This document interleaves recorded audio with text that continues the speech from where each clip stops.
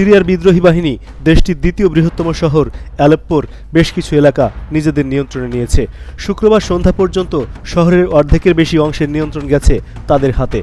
যুক্তরাজ্য ভিত্তিক পর্যবেক্ষণ সংস্থা Syrian observatory for human rights SOHR এই তথ্য জানিয়েছে।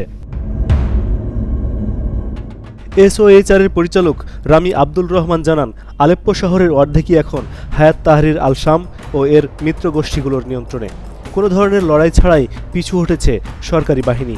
একটি ভিডিওতে বিদ্রোহী যোদ্ধাদের গাড়িতে করে শহরের ভেতরে ঢুকতে দেখা গেছে।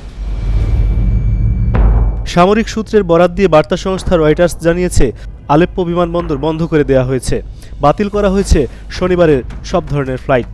প্রেসিডেন্ট বাশার আল আসাদের প্রতিপক্ষের বিদ্রোহীরা শহরের কেন্দ্রস্থলে পৌঁছে গেছে। আলেপ্পোর আশেপাশের এলাকা থেকে নিরাপদে সেনা প্রত্যাহারের কথাও বলা হয়েছে।